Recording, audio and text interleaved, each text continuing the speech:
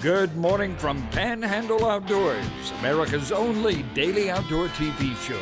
Your source for fishing, hunting, and information for folks who enjoy the great outdoors. Now sit back, relax. It's Panhandle Outdoors. Good morning, folks. Welcome to Panhandle Outdoors. I'm Winston Chester. Glad you're here this morning. Got two special guests here in the studio. But first, let's take care of our weather. Brought to us by Gulf Coast Air Conditioning right here in Southport. Drew Pollard and his hard-working crew helping us feel a lot more comfortable and safe in our homes. It's going to be high today. It's going to be 71, low 52. A little on the cool side, but this is perfect spring weather as long as we stay away from the rain. The water temperature at the end of the pier is actually 70.5. So it's been that way for about almost 2 weeks now, good and steady. And we're going to go to our river readings brought to us by Mountain Dew. On the outdoors with Mountain Dew. We're looking at the Apalachicola Bluntstown 9.2. It did start falling and it started leveling out a little bit. And the Choctawhatchee at Caryville, it's got a steady drop to it. It's right now at an 8.7. So again, like we said yesterday, both rivers have a little bit of a drop. So you're planning a trip to the river this weekend, and it's going to look pretty good if we don't have that big storm coming in Saturday like everybody's saying. But I'm hoping the weatherman's going to be wrong on this one.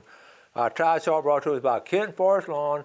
Just sort of steady tides today, not a lot of great movement in it. We got a low tide this morning at 3:22 and a high tide at 6:05 this afternoon.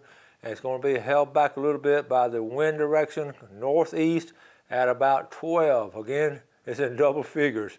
Okay, I want to say a special good morning to Bruce Harrison up there in Mariana. He went fishing with Michael Cout the other day. He took his buddy Rick Bush from Tennessee, came down and fished with him. And I want to say good morning to you guys, and give me a call. I wanted to talk to y'all, talk about the trip and all. See how I appreciate the viewership. Michael told me you watch the show every morning, and we appreciate it, Bruce. So give me a call. We'll have a chat, okay? Let's take a break, and we'll be right back with our special guest.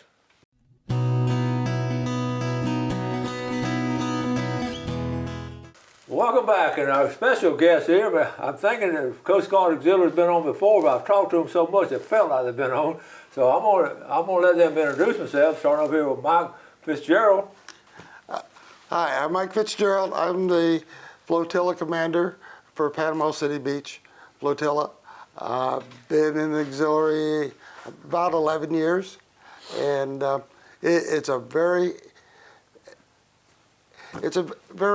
it makes you feel very good to help give back to the community and help educate boaters and really promote boating safety.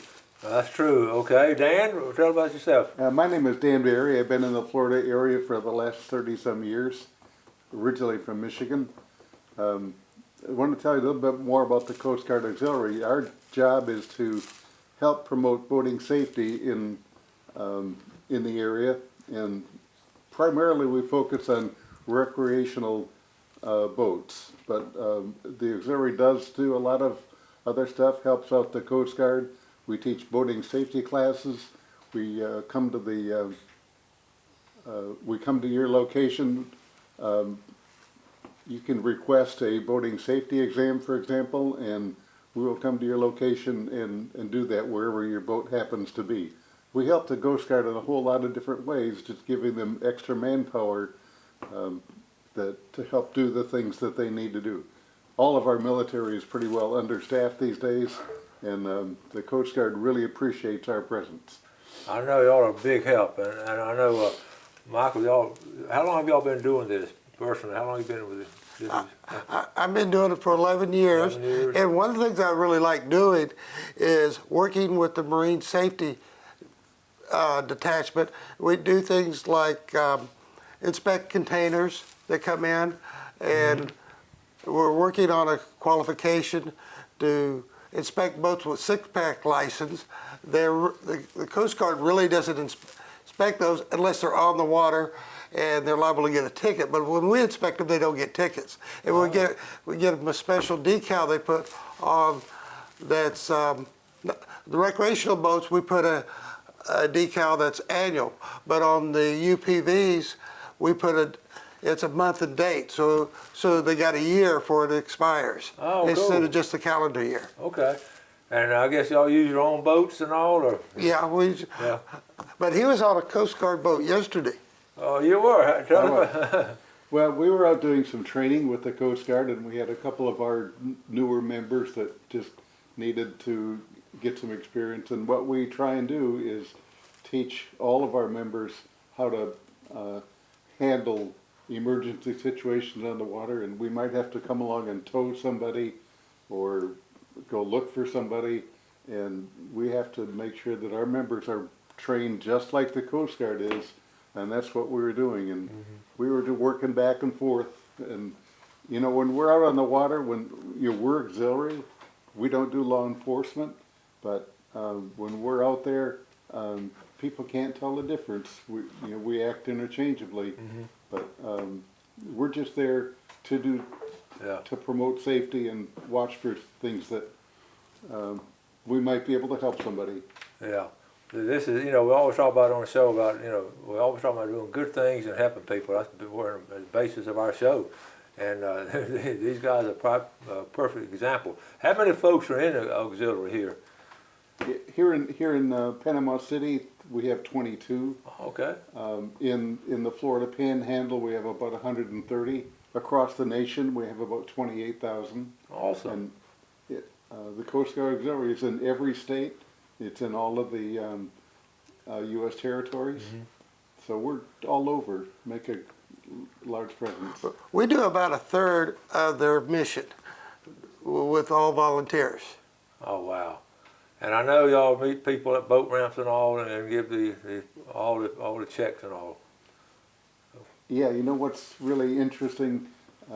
Some of the men out there are pretty macho, and they really think, well, I got everything under control. Yep. But if you look at a mother and her kids there, and she says, what, you want to check to make sure this boat's safe? Well, most mothers are definitely wanting that to happen. I can see that happening.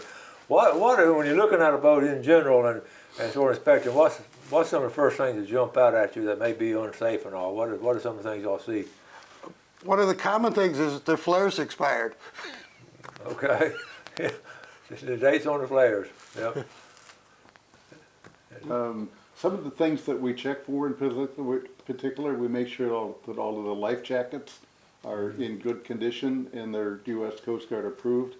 We check their fire extinguisher, their lights, their flares. Like to see the battery, for example. It's got two terminals, and we like to see that positive terminal at least covered. And some of the older or smaller boats really don't pay much attention to that, but if that could really cause a big problem. Yeah, I know. And when you get, how often do y'all do the inspections? I know when you get a chance, y'all do them, but y'all have like time, date set up for different kinds of. Well, we have one set up for May 15th at St. Andrews Park. Okay, May 15th at State Park there. Yes, sir. Okay, good. Now we do them periodically. Yeah. And there's also the Coast Guard Auxiliary has a website. It's called cgaux.org. And you can go to that website and ask for a free boating safety exam. And if you do that, one of our members will contact you. We will come to your boat, wherever it happens to be, and we'll do that inspection for you free. Wow. And what that inspection does is it lets the Marine Police, for example, know that this boat's got all of the required safety equipment. And it would prevent people from getting a ticket, in addition to keep them safe, and that's the big thing. And that's what it's all about. Okay, we're going to take a quick break. We'll come back with our Coast Guard Auxiliary guys in just one moment. We'll be right back. Okay, welcome back. Sitting here with our flotilla commander and past flotilla commander, Dan Berry and Michael Fitzgerald. We're glad to have you all on. We've got a couple of pictures to show you before we get back with them. Our buddy Kenny Bostick, he's up there, but we had a turkey show on yesterday. Today we got boats on, so we just try to keep things interesting for you and a lot of good information. This is Kenny Bostick up there. Got him, and he actually went to Nebraska to get this turkey. It's a Merriam turkey, and he's getting a Grand Slam. Good job, Kenny Bostick. And the fishing picture we're going to show you this morning, coming out of Howard's Creek, Bo Rollins. Is that just a good-looking brim right there? So I said, we got a truck and a brim for our pictures, and we got a lot more. We'll show you tomorrow, the rest of the pictures and all. But let's get back to boats. And what were you telling me about what you have on here? Well, they just came out with a new law about kill switches. Yes.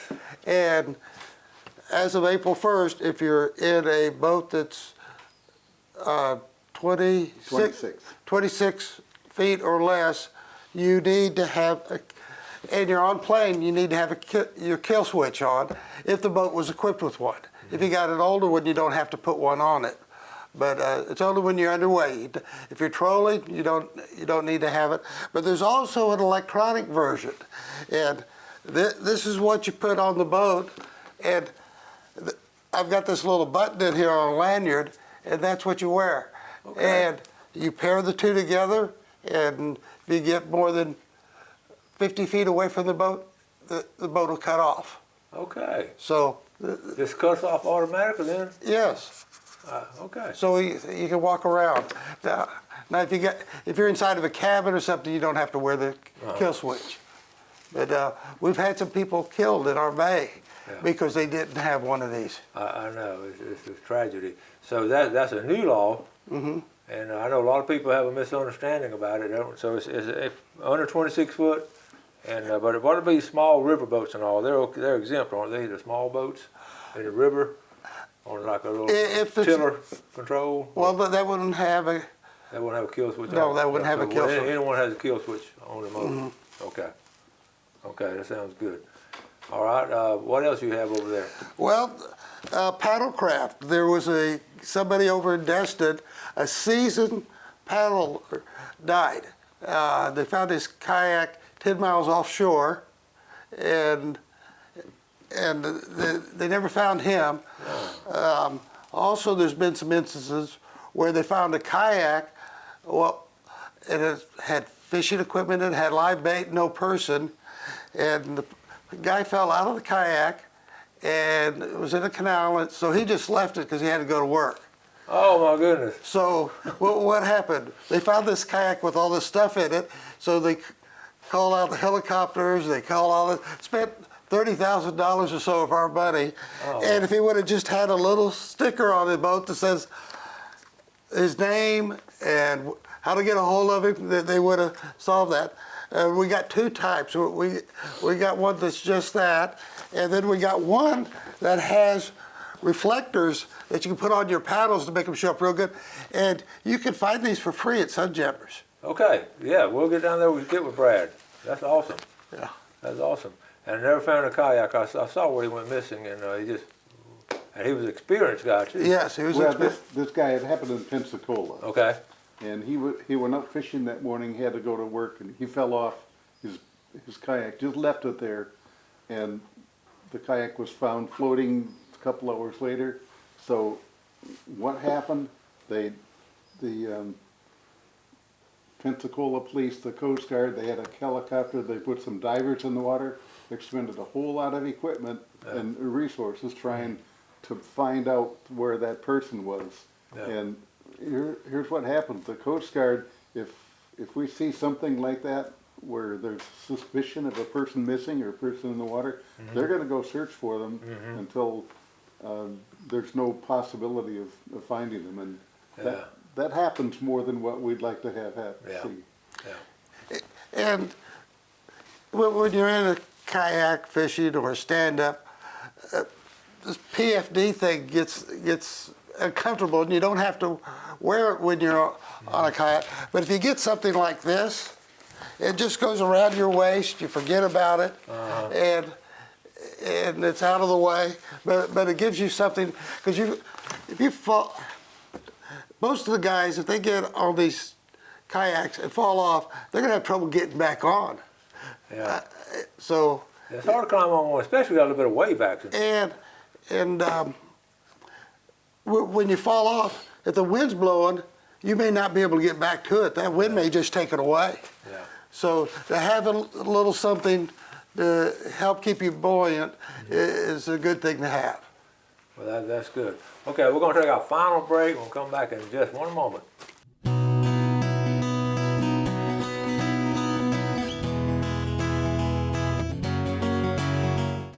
Welcome back. Let's take a look first at our fishing game time today. Brought to us by Blue Water Outriggers down in Port St. Joe. They got all this equipment down there, all kind of boating equipment and life jackets and all kinds of stuff at Blue Water. Everything you need. All right, let's look at our time. We're looking at 7:57 to 9:57 this evening, 8:23 to 10:23. Dan, you were telling me you have a sort of a summary of some accidents and all, or Yes. what happened? So, Well, unfortunately, Florida leads the nation in a couple of categories that we're not too proud of. yeah. One of them is the most boating fatalities. Another one is the most boating accidents. And another one is the most boating injuries. And from figures from 2017, it's the most currently available. 76% of all fatalities are caused by drowning. Only 14% of those accidents that happen on fatalities, only 14% of them, the operator had a boating safety instruction. So, if people can buy a boat and they don't have to have any special training to go out there on the water and start enjoying it. So one of the things we do is we encourage boaters' education. Primary causes of boating accidents. Alcohol is the leading factor in 19% of deaths. Operators not paying attention is the next leading factor. It's very easy to just get totally distracted and just go out there and I'm having fun and not care about anything else. People not paying attention, the operator of the boat not paying attention, not very experienced. Some accidents happen because of equipment failure, but the number one cause of all of the fatalities is alcohol use. Yeah. Every type of vessel has these accidents, but what we've been seeing lately, there's so many more paddlecraft and PWCs out there.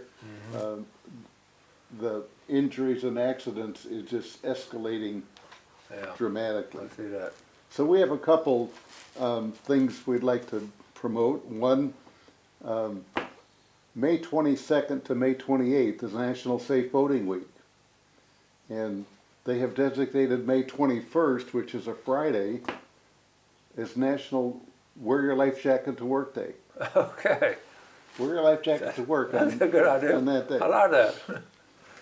So our message to the audience out there, wear your life jacket when you're underway. It will save your life.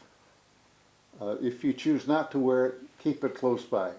It needs to be where you can get at it rather quickly. That's May 21st. May 21st, Wear National life- Safe. Wear Wear your life jacket. Hey, send me okay, listen, if you wear a life jacket work, send me a picture, I'll put the picture on air. That'd be something cool. Okay?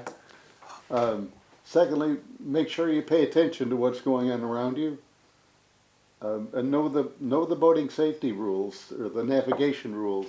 So, if you're approaching another boat, you need to know who has the right of way and how to back off and avoid a collision. That's the number one thing we need to do is make sure that every operator keeps a good lookout and is watching around for things that happen. Right. Focus on safety. We have a boating safety class coming up. We've been partnering with Gulf State Community College. They're providing the resources, and we're scheduling a boating safety class at the college on May 22nd. And it costs $40. Okay. And we'll just go through and it's a really good class for people that are not so experienced on the water. Okay. Even those that are, you learn something every time you do that. So one of the other things we'd like to have happen, we do these safety checks. We'd like to have them happen every year when you take your boat out for the winter. Things get moldy and life jackets sort of get not wearable anymore after a while. Things happen, so let's make sure we get your safety equipment checked out on the boat. Paddlecraft, they are the most vulnerable thing on the water. They're small. You can't really know what they're doing. I have this thing called the big boat rule. Okay. The bigger the boat, the more danger it is. And the smaller the boat, the more vulnerable you are. Yeah.